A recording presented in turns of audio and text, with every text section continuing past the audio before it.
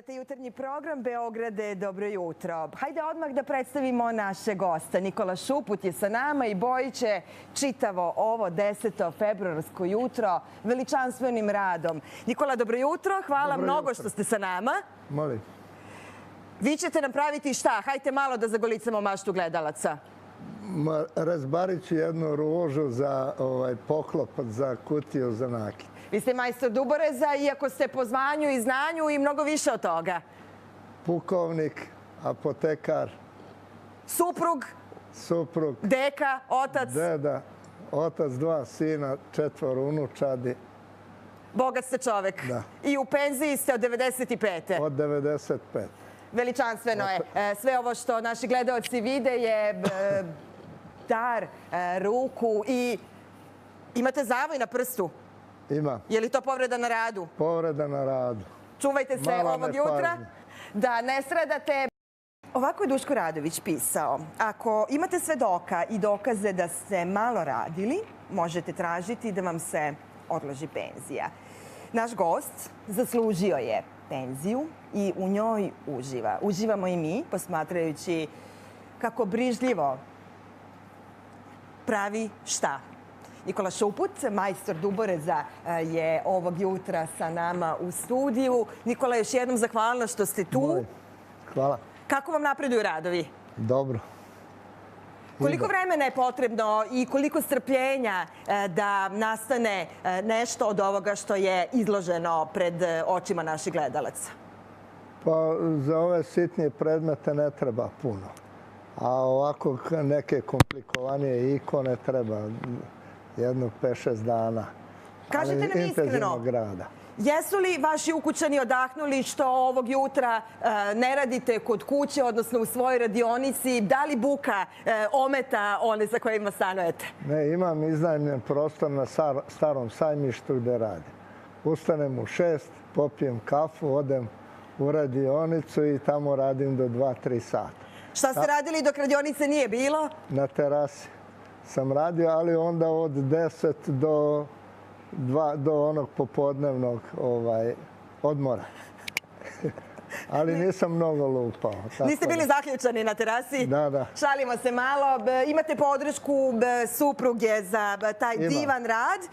Pravili ste i neke njene fotografije u drvetu. Kako to izgleda kad se stvara u drvetu koje volite, žena koju volite? Mnogo lepo. Verujem. Samo nije htjela da pozira, pa radio sam njenu skulpturu. Lik. Nije htjela da pozira, pa onda nije ispala onako kako da se prepoznaje. Ali beogradske žene uvek su lepe. Da. Vaša najlepša. Lepe. Ona rođena u Beogradu, Beograđanka. Intelektualka? Jeste. Diplomirani saobraćajni inženjer.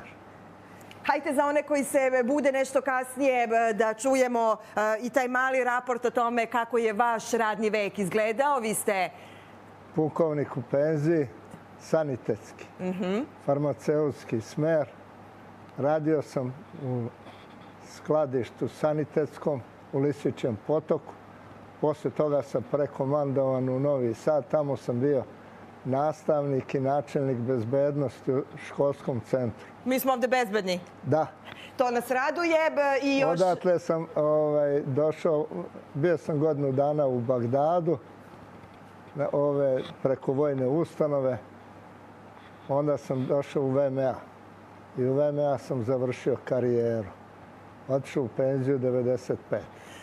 Koliko je to sve uslovno rečeno da ste završili karijeru kad gotovo 24 godine traje vaša karijera posvećenog bavljeta drvetom. Uspeli ste u onome što je gotovo nedostižan san nas, značajno mlađih od vas, da budete u penziji, lep komad vremena i da se lepo zabavljate ne ugrožavajući nikoga. Kad sam otišao u penziju, onda sam počeo da radim ono što volim. A to sam kao klinac, ja uvek bavio se, pošto otac stolar, čim on iziđe iz radionice, ja u radionicu.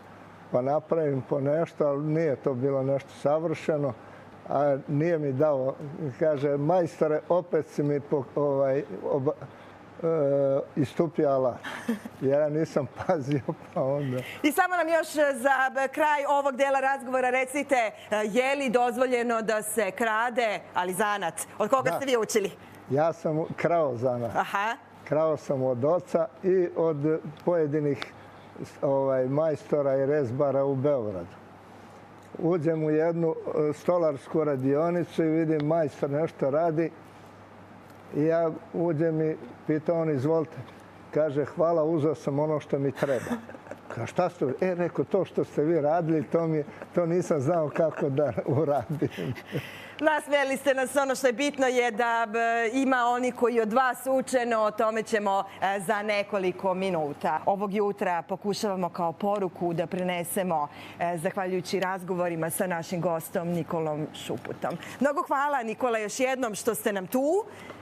Vi ste od 7 sa nama, razne priče smo o vama već ispričali. Hajde da počnemo ovaj sat time kako vam ide. Ide dobro.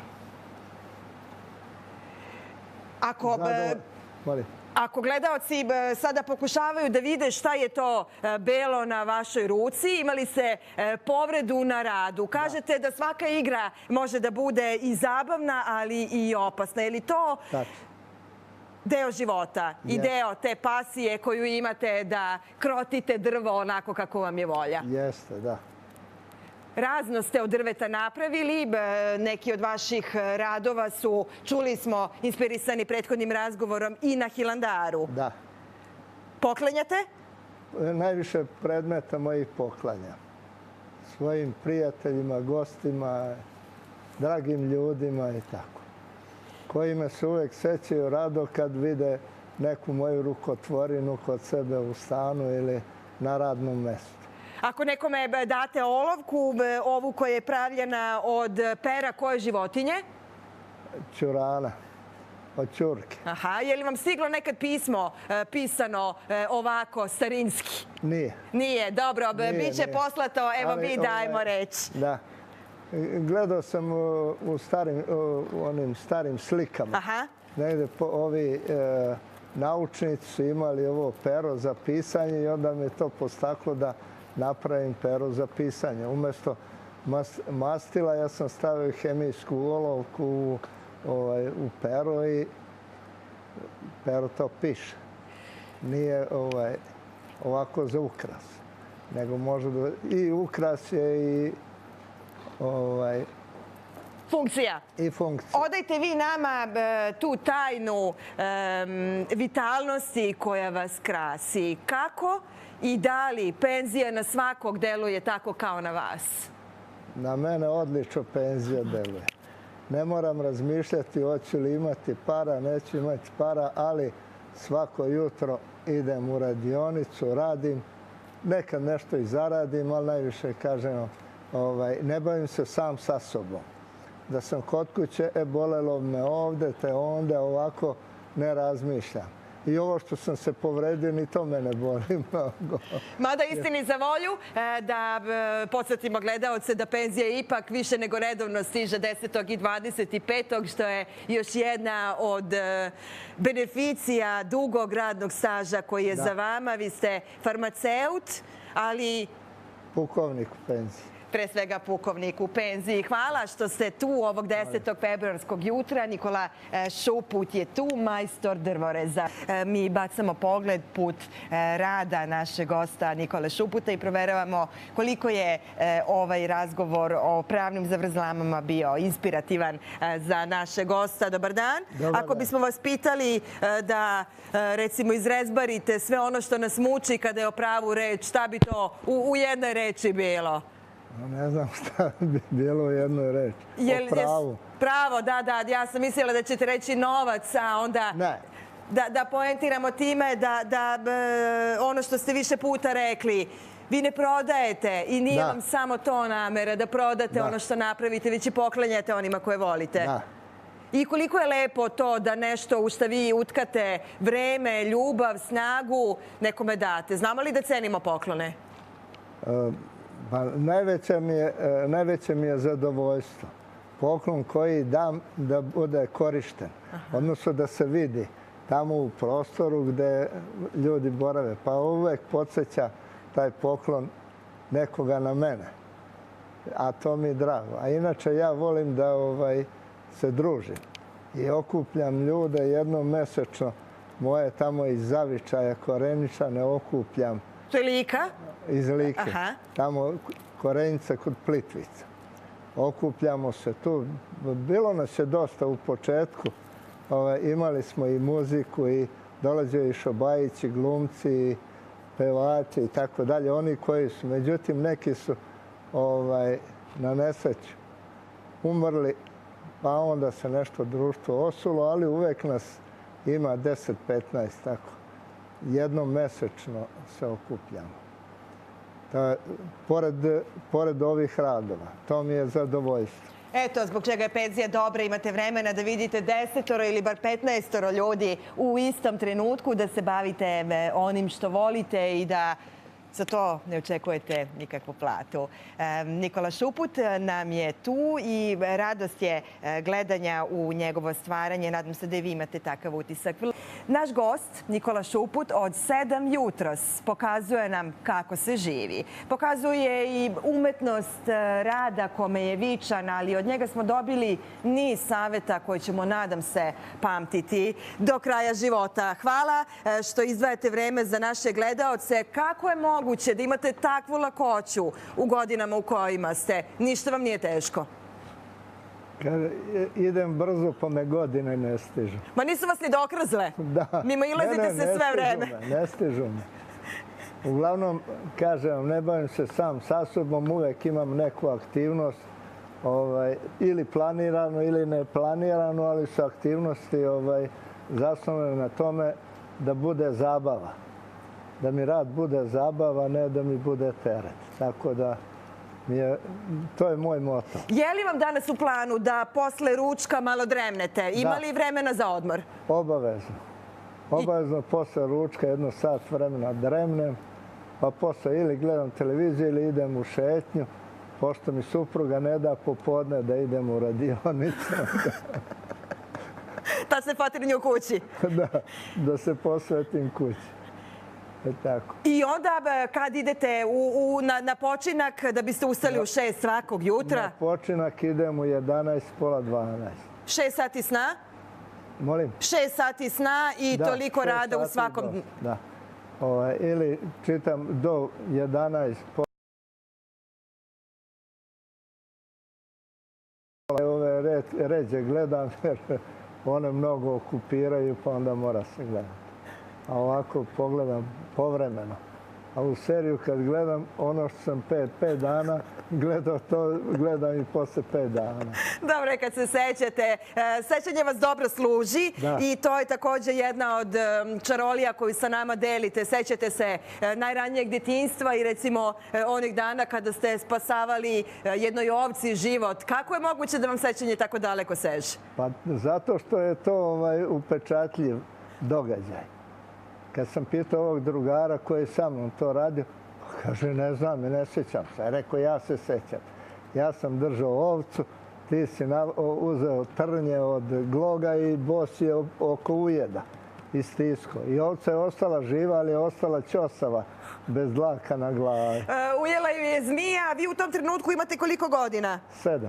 Eto, danas ste više od 24, gotovo četvrtinu veka u penziji i namera je da našim gledaocima pokažemo da penzionerski dani mogu da budu lepi, smisleni. Izuzetno lepi. Da, i da se žive s optimizmom. Ko nađe sadržaj življenja u penziji.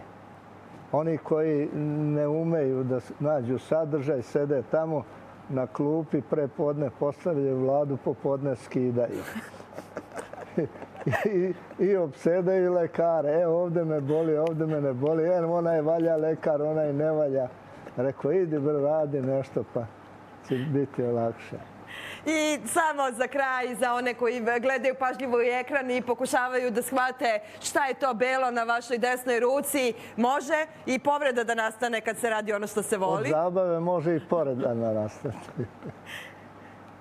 Ali sve će brzo proći, dobri lekari, brzo reagovali. Odlični lekari na VMA, plastičari, Oni mi to zakrpe brzo i brzo prođe. Ovo je druga povreda unazad 2 meseca, pa supruga kritikuje, kaže nemoj više raditi. Rekao, hoće, ali ću paziti. Oprezno, tako je. Ko se pazi, znate već, i drugi se staraju o tome, a i Bog sam. I da poentiramo ovaj deo razgovora, imate dug životni staž. Da li ima osobina u mladosti koje garantuju da će starost tako prolaziti? Koja vrsta radoznalosti čoveka drži živim celoživotno? Aktivnosti i da stalno teži da nešto stvara. Teži stvaranju i da ostvaruje svoje snove i svoje želje. To mu je osnovni moto. A drugo, ima i ono genetski potencijal. Moja baba je živjela 90, deda isto 87, 8, umro je od tifusa u ratu. Otac je manje živio, 78, ali je zbog raka grla i tako dalje preminuo. Majka duže, tako da porodično smo dugovjeki. Vi tek na polovini života. Veliko hvala Nikoli Šuputu koji je sa nama od 7, učesnik i preživjeli ste 4 rata. Da. Preživjeli ste jutarnji program. A to mi je bilo najlepše. Mi smo uživali u vašem radu i u druženju sa vama. Zahvaljujemo na vitalnosti koju ste uneli u studio svojim dolaskom. Idete li u Đuro Salaj, idete li u neki od domova za staričane u Beogradu? Idem samo u Đuro Salaj. I kako je? Jer nemam vremena, odlično. Odlično. Ali ste mi vi odličan sagovornik i baš mi je bilo prijatno. Mnogo hvala. Od vas gostova. Hvala veliko što ste bili. Vama hvala na pažnji. Ovo je kraj jutarnjeg programa.